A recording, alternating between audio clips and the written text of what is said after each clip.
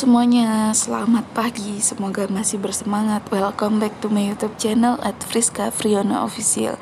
Mohon maaf kalau kadang bikin videonya kelihatan tidak bersemangat ya, karena bikin videonya itu sangat disempatkan pada waktu jeda bekerja ataupun kadang agak disembunyikan, asalkan kakak bisa membantu kalian para pejuang UTBK gelombang kedua. Jangan patah semangat ya, semoga ini juga masih bisa bantu kalian prediksi soal yang sudah disesuaikan dengan soal asli. Oke, terus bersemangat ya.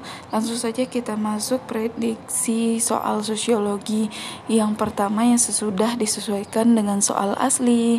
Yang pertama itu soalnya tertutupnya Jalan MH Tamrin oleh kerumunan massa buruh yang menuntut kenaikan upah minimum saat merayakan Hari Buruh merupakan salah satu bentuk contoh konkret kolektif behavior yang mendasarkan pada teori A. Konvergensi, B. Emergent North, C. Contagion, D. Value edit, atau E. De-individuation.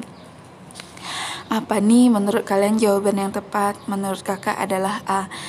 Nah, A berarti convergence theory. Convergence theory adalah teori yang menyatakan bahwa kerumunan massa akan terjadi pada suatu kejadian di mana ketika mereka berbagi ide dan kepercayaan pemikiran yang sama dalam menginterpretasikan suatu kejadian.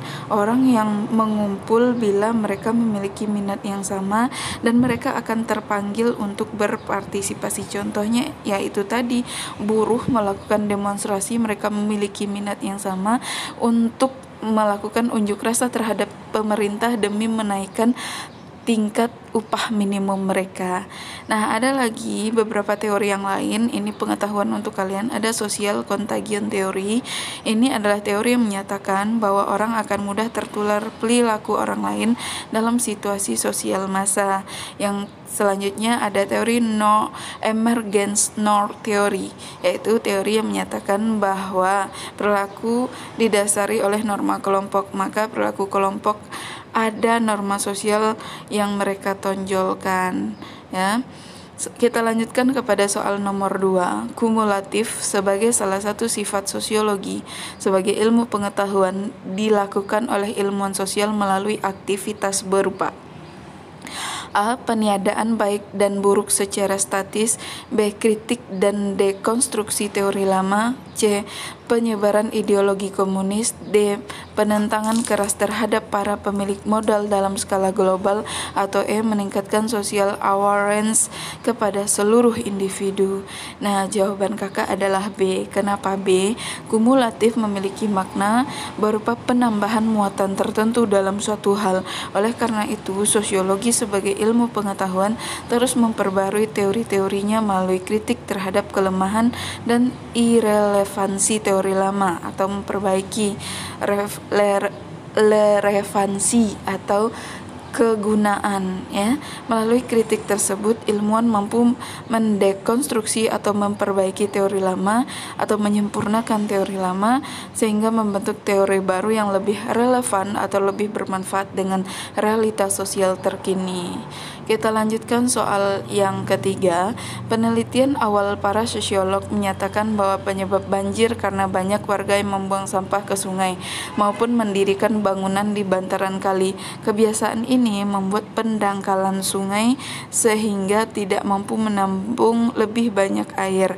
Dalam penelitian terbaru menyatakan penyebab banjir juga karena 80% waduk saat ini kondisinya rusak, terlalu dangkal atau telah diubah menjadi area perumahan.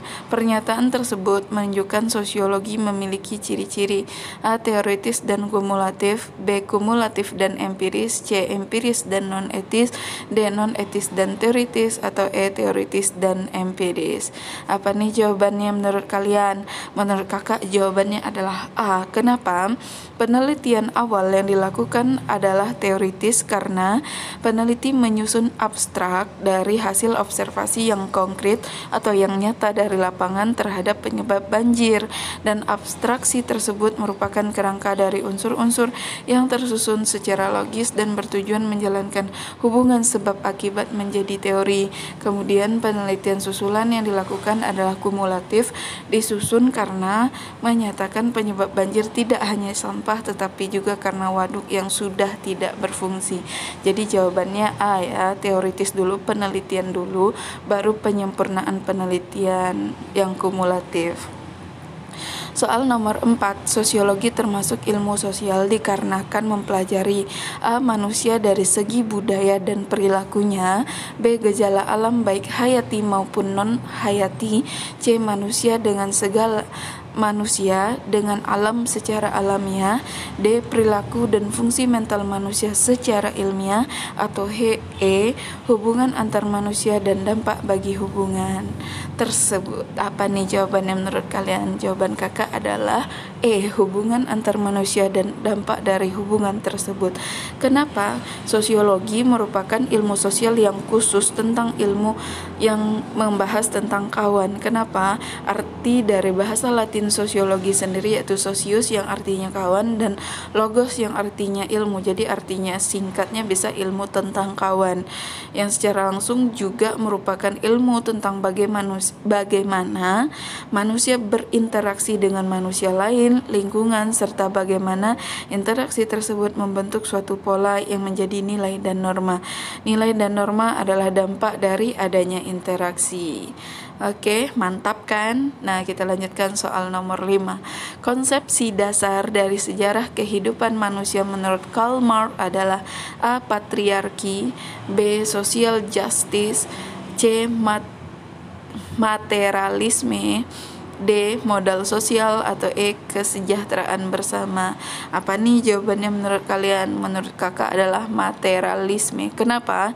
Karl Marx berpendapat bahwa dasar dari seluruh asal-muasal kehidupan manusia di dunia adalah perihal pemenuhan kebutuhan secara material, yaitu melalui barang dan jasa yang nyata-nyata dapat diterima oleh panca indera.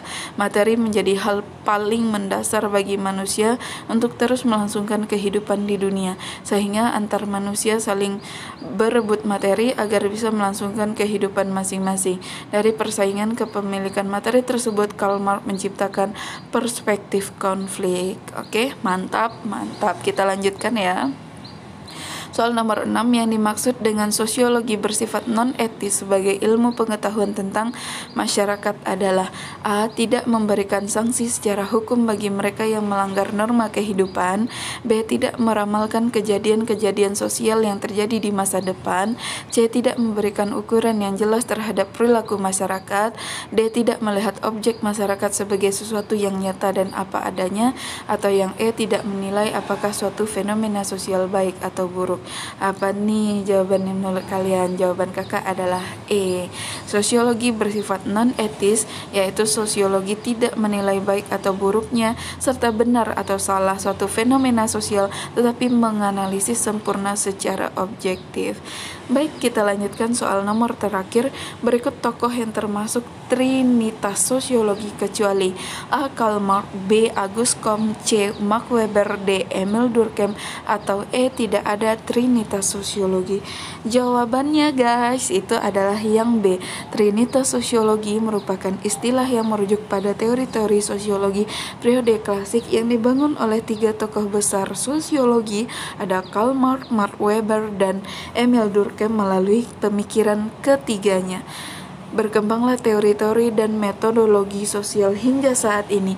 Adapun tokoh sosiologi lain tidak termasuk dalam trinitas. Oke, semoga soal ini bermanfaat. Jangan lupa untuk bantu like, comment, dan subscribe serta bunyikan lonceng notifikasinya. See you the next video. Thanks for watching. Assalamualaikum warahmatullahi wabarakatuh.